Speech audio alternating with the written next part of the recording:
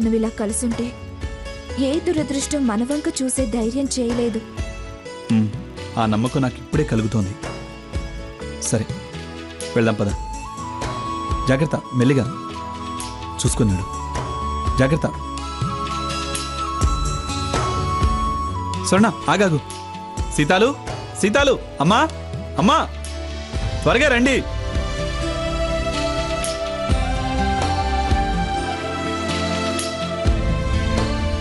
ఏమిట్రా, ఏమైంది? ఏం కావడం కాదు, స్వర్ణం తీసుకుని హ్యాపీగా ఇంటికొస్తే మీరేం చేయాలో చేయకుండా ఏమైంది అని నన్ను అడుగుతారే?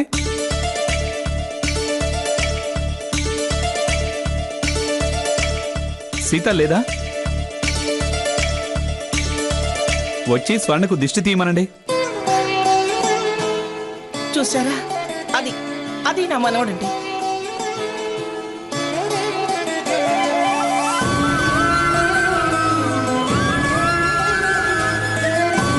ఇప్పుడురా నా పెంపకం మీద నమ్మకం, గౌరవం, గర్వం కలిగించేలా చేశావు.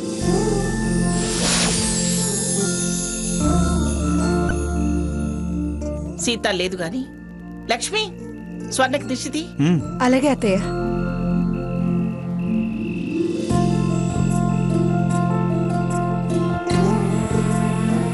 చేసిన పొరపాట్లు బాధ కలిగించినా ఇప్పుడు ఈ మార్పు మాత్రం చాలా ఆనందం కలిగిస్తుందిరా.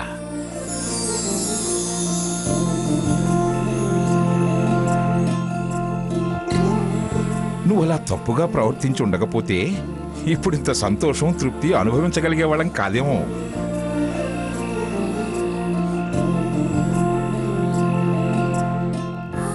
ఎందుకండి మర్చిపోవాల్సిన చెడుని గుర్తు చేసుకోవడం?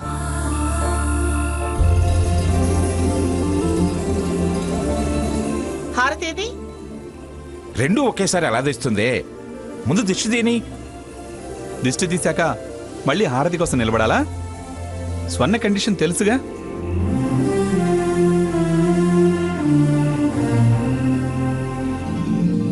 ఎంతసేపు గుమ్మంలో నిలబడుతుంది? షీఈ్ క్యారింగ్ అన్న విషయం మర్చిపోయారా?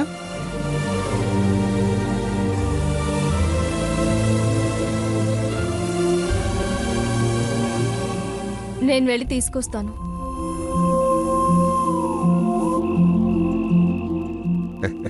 ఒరేయ్, నేను ఇలా చూస్తున్న ఆనందంలో అందరం అన్నీ మర్చిపోతున్నావురా.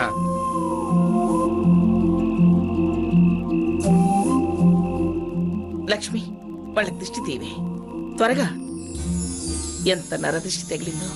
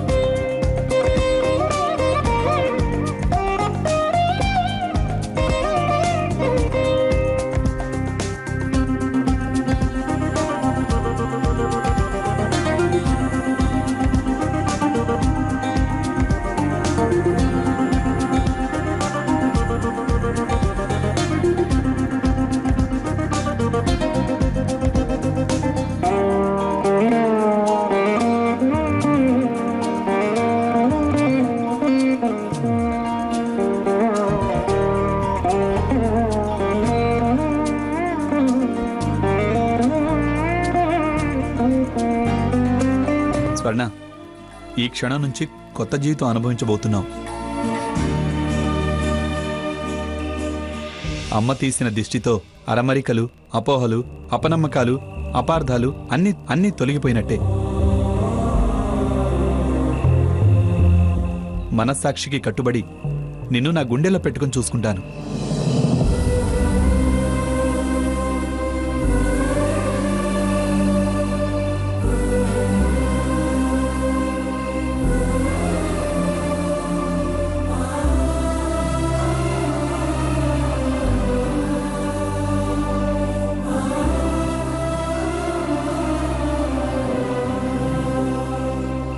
తాతయ్య ఇలారా, వచ్చి గ్రాని పక్కన నిలబడు.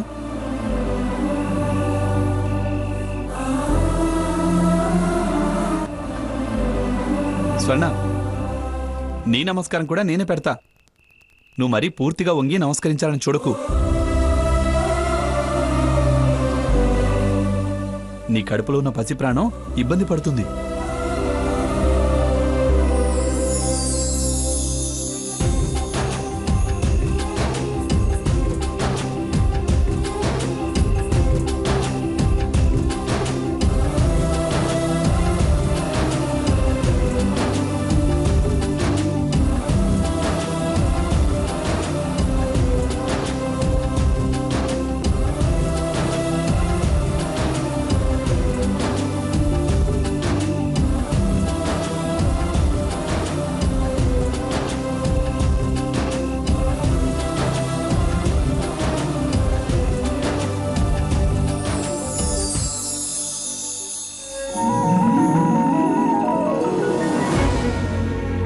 నిండు నూరేళ్లు చల్లగా వర్దిల్లండిరా.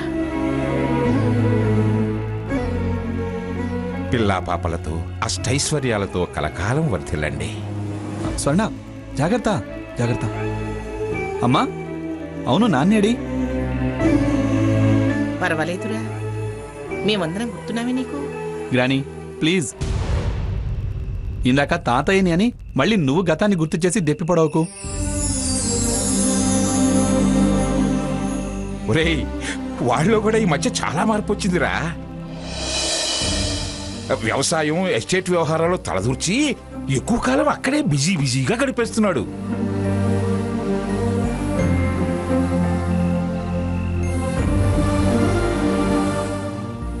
బిజీగా గడిపేస్తున్నాడో లేకపోతే అక్కడ ఏమైనా ప్యాకెట్ బ్యాచ్ తయారు చేసుకుని ఆ ఆటల్లో మునిగి తేలుతున్నాడో.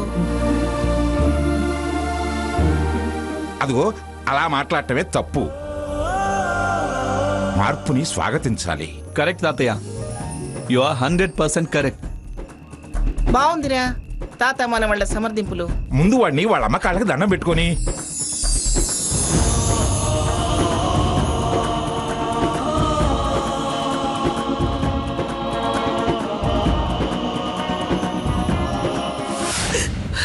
ఏయ్, అత్తయ్య గారు,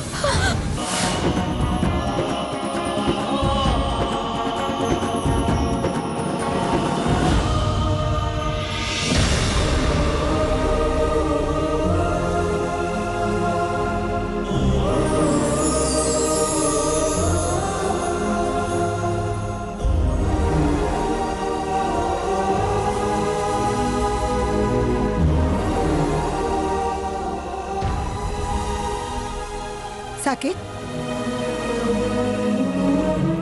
ఏంట్రా శుభవాన్ని దండం పెడుతూ ఈ కన్నీళ్ళేంట్రా? అక్కడ నీతో ప్రవర్తించిన పద్ధతి టక్కున గుర్తొచ్చిందమ్మా. దీవెనలు అందుకోవాల్సిన వాణ్ణి ఎంత దుర్మార్గంగా ప్రవర్తించాను. సాకేత్, మళ్ళీ గుర్తు చేసుకోవద్దు. అదంతా ఓ పేడుకల.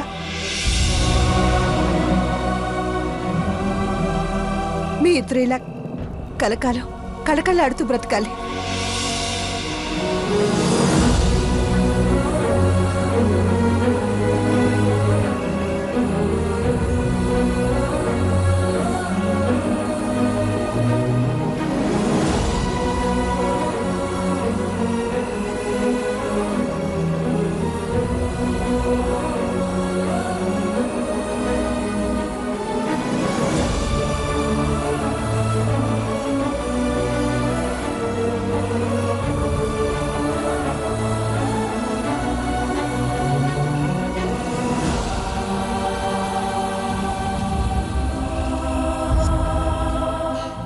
ఊరుకో అమ్మా, నేనెప్పుడు హ్యాపీగా ఉంటానమ్మా. మీరందరూ చెప్పినట్టే వింటాను. ఇక నుంచి మనకు ఏ ఇబ్బంది రాదు. మనం అందరం కలిసే ఉంటాం. పిచ్చి సన్నాసిని ఆ హారతి అనే దెయ్యం పట్టి పిచ్చిగా ప్రవర్తించేలా చేసింది. అది వదిలిపోయింది. వీడయ్యాడు. వీడి ప్రేమ బయటపడింది. నువ్వు అలా కన్నీళ్లు పెట్టుకుంటే నేను చూడలేను.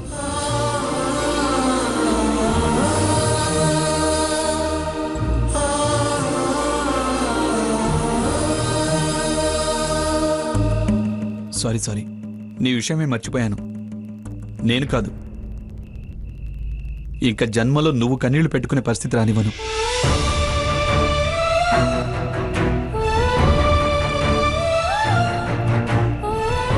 కన్నీళ్ళకి మన దగ్గర ఇంకా స్థానం లేదు స్వర్ణ. అన్ని సంతోషాలే, ఆనంద బాష్పాలే.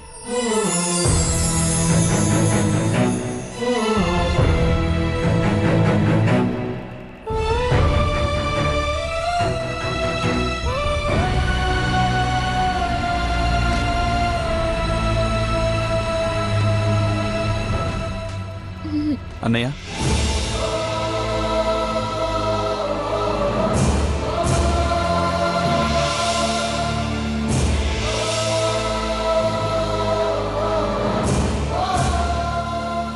వదిన గారు,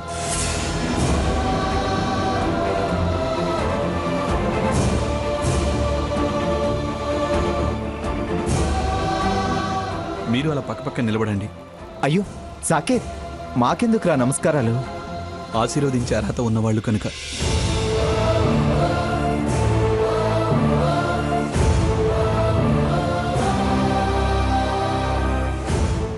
నాకన్నా పెద్దవాడివి కనుక. వదిన గారు, తప్పులు చేసిన ఆ సాకేత్ మారి మనిషి అయ్యి సాకేత్ రాముడు అనిపించుకోవాలి అనుకుంటున్నాను.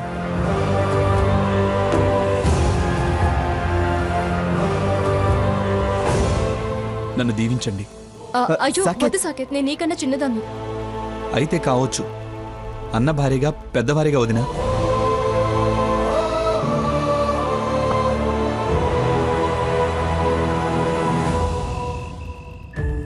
ఈ నమస్కారంతోనైనా నా పాపం నాకు దూరం కానివ్వండి. సాకేత్ లేరా?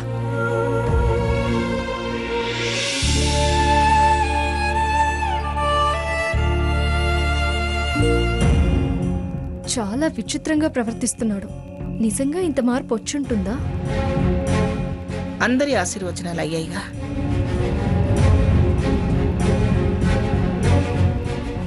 స్వర్ణం లోపలికి తీసుకెళ్ళు, కాస్త రెస్ట్ తీసుకోండి. మామూలు రెస్ట్ కాదు గ్రాని, టోటల్ బెడ్ రెస్టే.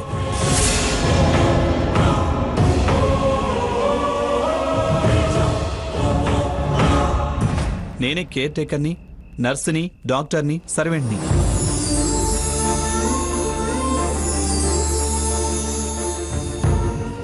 బావా, ఏంటి ఆ మాటలో? మాటలు కాదు స్వర్ణ, నేను ప్రూవ్ చేసుకుంటాను. భర్త ప్రేమంటే ఎలా ఉంటుందో నిరూపిస్తాను.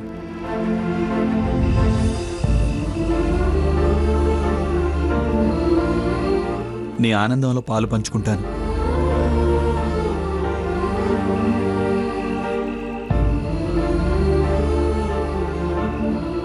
పద స్వర్ణ, పద. అలాగే.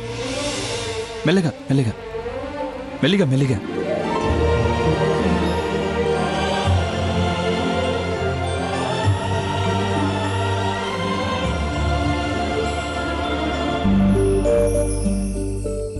అత్తయ్య గారు, ఇప్పుడు నాకు చాలా సంతోషంగా ఉంది. దీనంతటికి కారణం మీ నిర్ణయమే, వాడి మార్పు. ఈ ఆనందం మీరు పెట్టిన భిక్షలా అనిపిస్తుంది అత్తయ్య. చిచి, భిక్ష అంటే భిక్ష, పిచ్చి మాట. అంతా ఆ దేవుడి దయ. పదండి వెళదాం.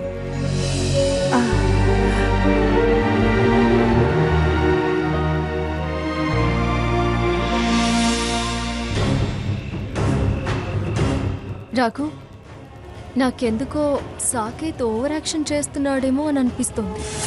సీత, తన తప్పును తాను తెలుసుకున్న తర్వాత పశ్చాత్తాపడ్డ వాళ్ళ ప్రవర్తన అలాగే ఉంటుంది సీత. ఎంత పశ్చాత్తాపమైనా మరీ ఇంతలా అంత వింత ప్రవర్తన నాకు నమ్మకం కలగడం లేదు. నీకు వాడి మీద ఉన్న అభిప్రాయాన్ని మార్చుకొని చూస్తే వింతగా ఉండదు, కొత్తగా అనిపించదు, క్యాజువల్గానే ఉంటుంది. మార్పుని స్వాగతించాలని తాతయ్య అన్నాడు. అది అర్థం చేసుకో. పద.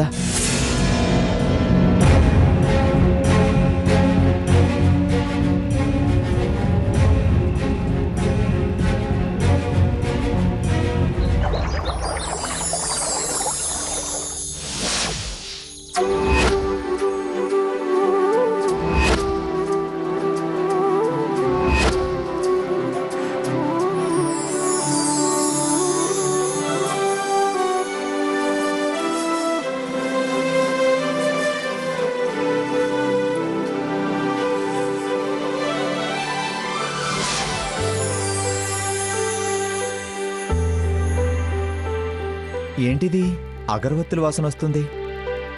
అత్తయ్య గారు పూజ చేస్తున్నట్టున్నారు. సీత, అత్తయ్య గారు కాదు, సాకేత్, నా తమ్ముడు పూజ చేస్తున్నాడు చూడు.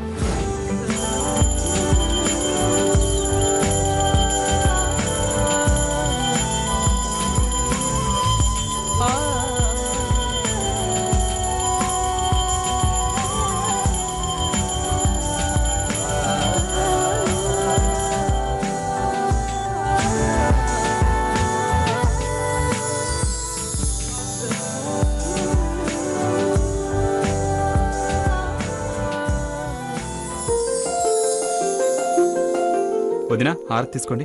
అన్నయ్య హారతి తీసుకో.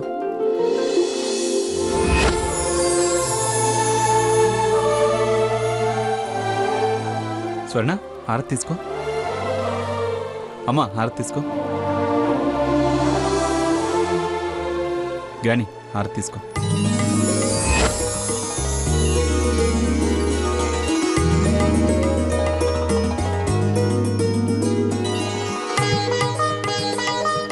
తాతయ్య హారతి తీసుకోండి. ఏమిట్రా సాకేత్, ఎన్నడూ లేంది నువ్వు ఇంత శ్రద్ధగా పూజ చేస్తున్నావు? ముందు హారతి తీసుకో గ్రాని. పూజ కాదు గ్రాని, చేసిన పాపాలకి ప్రాయశ్చిత్తం చేసుకుంటున్నా.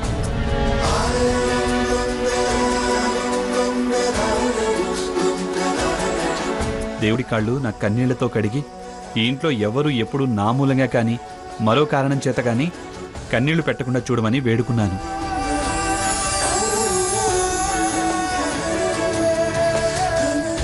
ఇవాళ నీ ఆలయానికి వచ్చి 108 ప్రదక్షిణాలు చేస్తా స్వామి, మళ్ళీ తప్పుదోవలో నడవకుండా చూడమని ప్రార్థించాను.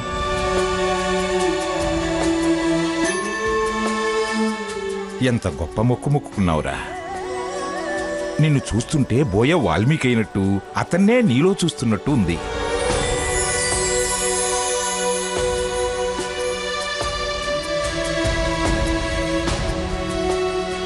గ్రాని, ఓ 5 మినిట్స్లో మీరందరూ తయారయ్యారండి, గుడికి వెళ్దాం.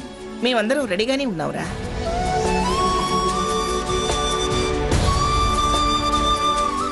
నీ పూజ ఇక్కడ చూశాక ఆ భగవంతుడి ఆశీర్వచనాలు మాకు దక్కినట్టేరా. నేను రానులేరా, మీరు వెళ్ళండి. తాతయ్య రేయ్, ఆ మెట్లు ఎక్కడం నా వల్ల కాదురా. నువ్వు స్వర్ణ, సీతా, రఘురాం వెళ్ళరండి. అమ్మా నువ్వైనారా? రాను అని అనిపించకురా, మీరు వెళ్ళరండి. అత్తయ్య గారికి మావయ్య గారికి టిఫిన్ పెట్టి వంట చేస్తాను. మీరు గుండించి వచ్చి ఆఫీస్కి వెళ్ళొచ్చు. వెళ్ళండి. సరే సరే, అందరూ రండి, ముందు టిఫిన్ చేద్దాం. లేదు తాతయ్య, ఏం తినకుండానే వెళ్ళి మొక్కు తీర్చుకోవాలి.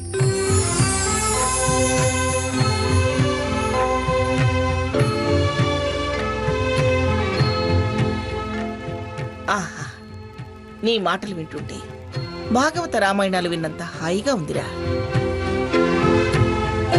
వెళ్ళండి వెళ్ళండి, త్వరగా గుడికి వెళ్ళండి. అమ్మా నేను రెడీ అయ్యి వస్తాను. వెళ్ళండి. అన్నయ్య మీరు వెళ్ళి రెడీ అవ్వండి. అలాగే సాకేత్.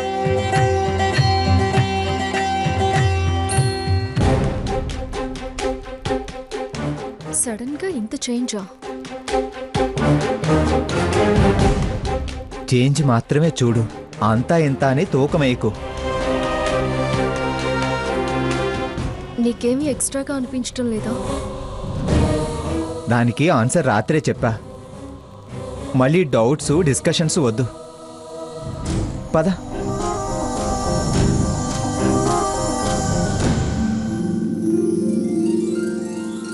వాడి మార్పు నాకు ఆనందాన్ని ఆశ్చర్యాన్ని రెండింటినీ కలిగిస్తుందండి.